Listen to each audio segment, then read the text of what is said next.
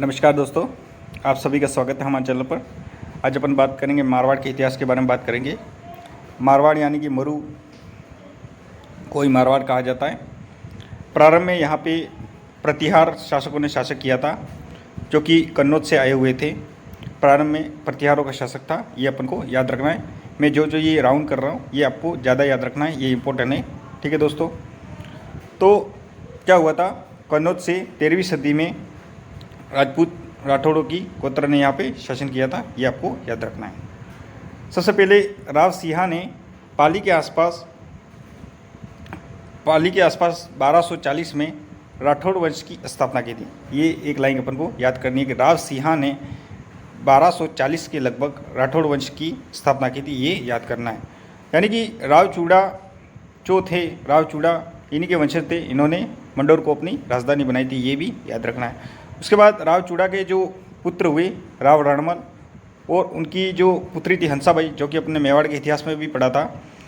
तो उन्होंने क्या किया था, अपनी बहन हंसाबाई का विवाह मेवाड़ के शासक लाखा से कर दिया था, और लाखा से जो पुत्र प्राप्त हुआ था वो मोकल था। ठीक है, ये याद रखना है। और मोकल से जो पुत्र प्राप्त हुआ था उसे अपन महाराणा कुंभा कहते हैं, ये याद रखना है। अब हुआ ये था कि महाराणा कुंभा की एक दासी थी जिसे भारमती कहते हैं, अपन भारमती कहते थे। इन्होंने इस राव रणमल को जहर दे दिया था और इनकी मृत्यु हो गई थी। ये इंपॉर्टेंट फैक्ट है, ये अपन को याद रखना है। ठीक है दोस्तों, उसके बाद जो मारवाड़ के शासक हुए थे राव जोधा, जो कि 1438 से लगाकर 89 तक इनका शासन था।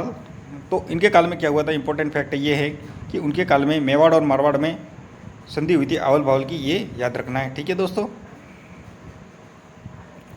राव जोधा के बारे में जो याद रखना है, 1459 में जोधपुर शहर की स्थापना की थी, ये बहुत ही इंपॉर्टेंट है, ये याद रखना है। मेहरानगढ़ में मोहर ध्वज दुर्ग का निर्माण करवाया, मेहरानगढ़ दुर्ग भी कहते हैं, ये याद रखना है। इसकी नींव जो रखी थी ये रिद्धी बाई ने रखी थी, और रिद्धी बाई को अपन करणी माता कहते हैं, और इनका जो मंदिर है देशनोक बीकानेर में, ये याद रखना है अपन को। उसके बाद जो याद कर रखना है कि राजस्थान का एकमात्र प्राचीन विश्वविद्यालय जो कि जयनारायण विश्वविद्यालय जो कि जोधपुर में, ये भी अपन को याद रखना है। और अपन जो पढ़ रहे थे कि राव जोधा के काल में मेवाड़ और मारवाड़ के बीच में आवल बावल की संधि हुई थी, जो कि 1458 में हुई थी, ये इंपॉर्टेंट है, अपन को याद रखना है। ठीक है, और ये करवाई थी हंसाबाई। हंसाबाई जो कि रणमल की बहन थी और लाखा की पत्नी थी, इन्होंने करवाई थी, इनकी मध्यस्थता थे।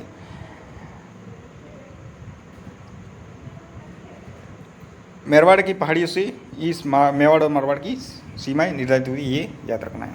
ठीक है दोस्तों, उसके बाद जो मारवाड़ के शासक हुए राव गंगा, गंगा के पुत्र जो मालदेव थे, मालदेव ने राव गंगा की हत्या कर दी थी, यानी कि पितृहंता कहलाए। यानी मारवाड़ के पितृहंता कौन से कहलाए, राव मालदेव, जिन्होंने राव गंगा की हत्या कर दी थी। और राव गंगा की हत्या 1531 में हो गई थी, ये याद रखना है। राव गंगा ने 1527 में जब खानवा का युद्ध हुआ था तब महाराणा सांगा का साथ दिया था, और महाराणा सांगा कौन से, मेवाड़ वाले। ठीक है, मेवाड़ वाले महाराणा सांगा का साथ किसने दिया था, राव गंगा ने, ये याद रखना है। उसके बाद जो याद रखना है कि राव मालदेव का जो शासनकाल था 1531 से लगाकर 1562 तक था, ये याद रखना है। ठीक है दोस्तों, अब आगे अपन पढ़ते हैं। जो इंपॉर्टेंट फैक्ट है वही पढ़ेंगे अपन, यानी कि जो एग्ज़ाम की दृष्टि से इंपॉर्टेंट क्या है यही पढ़ेंगे।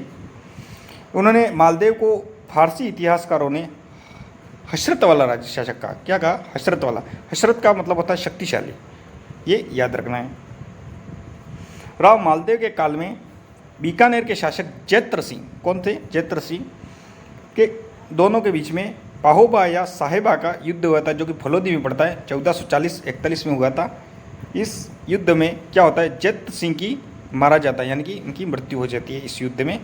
ठीक है, और इस युद्ध में जो अहम भूमिका निभाई थी, ये मालदेव के जो सेनापति थे जेता और कुपा ने बहुत महत्वपूर्ण भूमिका निभाई थी, और बीकानेर पर उन्होंने अधिकार कर लिया था। क्या कर लिया था, बीकानेर पर अधिकार कर लिया था। किसने कर दिया था, मालदेव ने।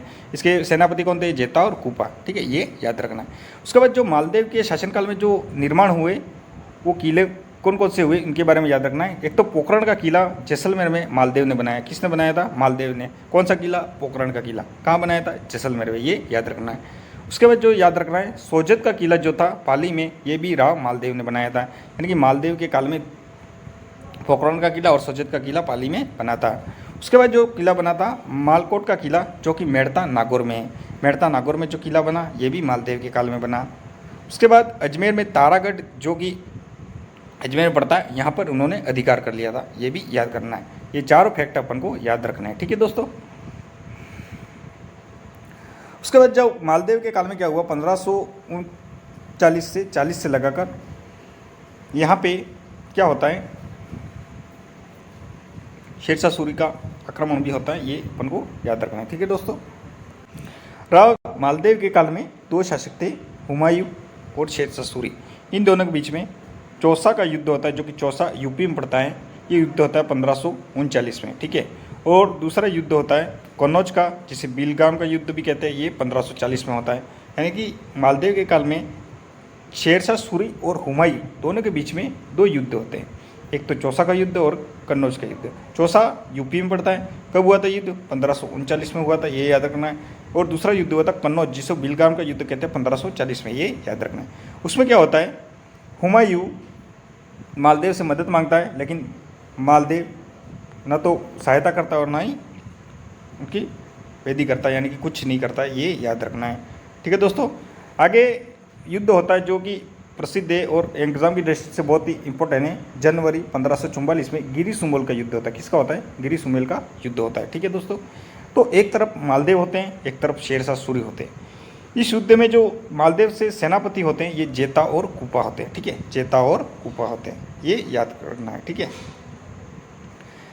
इस युद्ध में क्या होता है, और ये जो गिरी सुमेल जो है ये वर्तमान में पाली में पड़ता है, चेताना पाली में। ये अपन को याद रखना है। इस युद्ध में जेता और कुपा बहुत ही बहादुरी से इस युद्ध करते हैं और अंत में ये जेता और कुपा इस युद्ध में मारे जाते हैं। शेरशाह सूरी, इसमें शेरशाह सूरी की जीत होती है और मालदेव की हार होती है। लेकिन ये इतना भयंकर युद्ध होता है कि शेरशाह सूरी हारने ही वाला था। ठीक है। हारने ही वाला था और बाजी पलट गई और शेरशाह सूरी इस युद्ध में जीत गए। उनके जो शेरशाह सूरी के सेनापति थे ये अपन को याद रखना है, जलाल खां जवान। और ये सेना लेके आ जाते हैं, जलाल खां जुवानी जो कि सेना लेके आ जाते हैं। उसके बाद ये युद्ध का पलड़ा अलग हो जाता है और शेरशाह सूरी जीत जाते हैं। ये अपन को याद रखना है। शेरशाह सूरी हारते हारते जीत जाते। क्या करते? हारते हारते जीत जाते। और इसमें एक प्रसिद्ध कथन कहते हैं, ये अपन को याद रखना है, जो कि एग्जाम की दृष्टि से बहुत ही इंपॉर्टेंट है। मुट्ठी भर बाजरे के लिए हिंदुस्तान की बादशाह को बैठता है। ये प्रसिद्ध कथन है जो कि अपन को याद रखना है। ठीक है दोस्तों। उसके बाद शेरशाह सूरी की 1545 में कलिंगा अभियान के दौरान इनकी मृत्यु हो जाती है। उनका मकबरा बिहार में बना हुआ है। ये याद रखना है। ठीक है दोस्तों। अब आगे अपन बात करते हैं मालदेव के बारे में। और भी प्रसिद्ध जो भी बातें हैं ये याद रखेंगे। उनके काल में क्या होता है कि मालदेव ने विक्रमादित्य, जो कि मेवाड़ के शासक थे, उनकी रक्षा के लिए उन्होंने सेना भेजी। ये एक फैक्ट अपन को याद रखना है।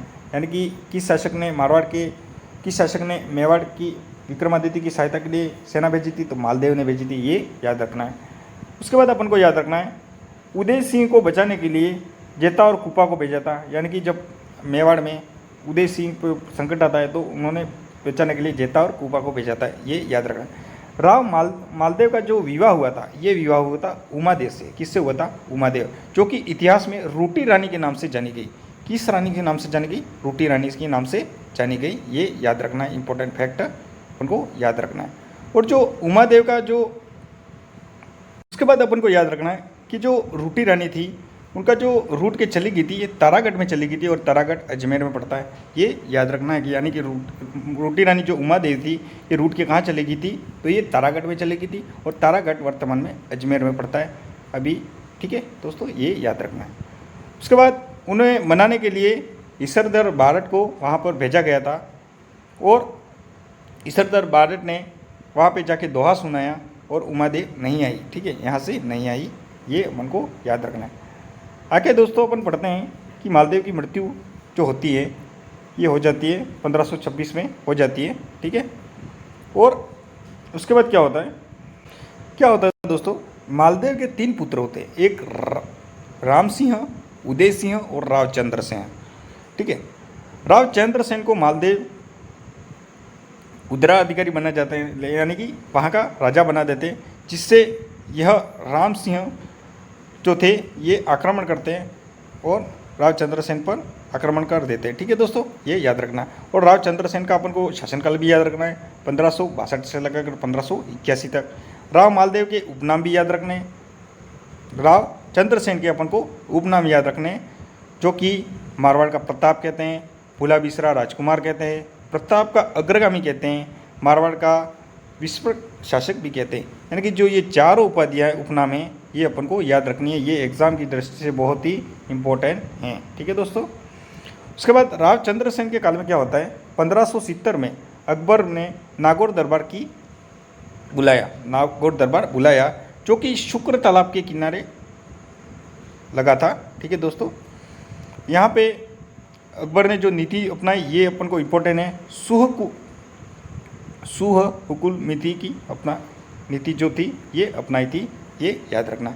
इस दरबार में कौन कौन से राजाओं ने अधीनता स्वीकार की ये भी इम्पोर्टेंट है, ये अपन को याद रखना है।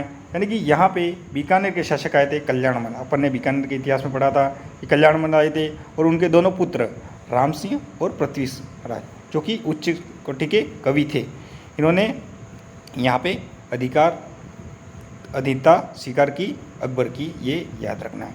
उसके बाद जैसलमेर के जो शासक थे ये हर्राय भाटी, कौन से हर्राय भाटी ने यहाँ पे इनकी अधीनता स्वीकार की। हाड़ौती के भी शासक आए, हाड़ौती के शासक सुरजन सिंह हाड़ा ने भी अकबर की अधीनता स्वीकार की, ये याद रखना है, ठीक है। अब चंद्रसेन वहाँ पे गए लेकिन अधीनता स्वीकार किए बिना ही जोधपुर लौट आए, ये इंपॉर्टेंट फैक्ट अपन को याद रखना है। यानी कि रावचंद्र सेन जो कि मारवाड़ के थे उन्होंने अधीनता स्वीकार नहीं की, ठीक है दोस्तों। उसके बाद क्या होता है, अकबर ने हुसैन कुली खां के नेतृत्व में मारवाड़ के पर सेना भेजी। रावचंद्र सेन वहाँ दरबार से चले आए तो हुसैन कुली खां के नेतृत्व में वहाँ पर सेना भेजी और जोधपुर के किले में हुसैन कुली खां के नेतृत्व में अधिकार हो गया, ठीक है। और जोधपुर का जो सूबेदार था ये राम सिंह जो कि उनका भाई था उनको बना दिया गया, ठीक है। राम सिंह जो बीकानेर के थे उनको बना दिया गया, ये याद रखना है। और जोधपुर को खालसा घोषित कर दिया। देखो दोस्तों ये खालसा क्या होता है, खालसा का मतलब होता है कि सीधा शासक केंद्र सरकार, यानी कि जो अकबर के अधीन अकबर के जो शासन था उसके ऊपर छोड़ दिया, यानी कि अकबर जो करेगा यही इस पे होगा। यानी कि खालसा यानी कि ये होता है वह भूमि जिस पर सीधा नियंत्रण केंद्र का हो, यानी कि केंद्र में कौन था तब अकबर था, ये याद रखना है। उसके बाद क्या होता है दोस्तों, उसके बाद अकबर जो थे इन्होंने 1574 में जलाल खां के नेतृत्व में सेना भेजी और 1576 में शाबाश खां के नेतृत्व में सेना भेजी। यानी कि अकबर ने क्या किया, एक तो जलाल खां और शाबाश खां दोनों को भेजा। ये कब को भेजा ये भी अपन को याद रखना है, 1574 में जो भेजा था जलाल खां को और 76 में भेजा था शाबाश खां को भेजा। लेकिन चंद्रसेन हाथ में नहीं आए, यानी कि उनको पकड़ नहीं पाए। परेशान होकर ये चंद्रसेन भद्राचूर्ण चले गए, पहाड़ियों में चले गए, ठीक है। उसके बाद सिवाना गए, यहाँ पे उनकी सिवाना में जो पहाड़ियाँ थी सचिया माता, यहाँ पे इनकी मृत्यु हो जाती है, ठीक है दोस्तों। और इनकी जो समाधि बनी हुई है यहीं पे के पास बनी हुई है, मंडोर के पास में ही बनी हुई है और 5 रानियों की भी यहाँ पे बनी हुई है, ठीक है दोस्तों। यहाँ तक जो चंद्रसेन तक अपन ने जो पढ़ लिया है, ये क्योंकि वीडियो बहुत लंबा हो जाएगा इसलिए अपन कल इसका जो सेकंड पार्ट है वो कल डालेंगे। आज यहाँ तक ही, ठीक है दोस्तों। और यदि आपने इस चैनल को अभी तक सब्सक्राइब नहीं किया है तो दोस्तों आप सब्सक्राइब कर लो, ताकि क्या है अपन ऐसे ही फैक्ट रोज़ जो कि आने वाले एग्ज़ाम के लिए बहुत इंपॉर्टेंट होंगे अपन लाते रहेंगे। थैंक यू दोस्तों।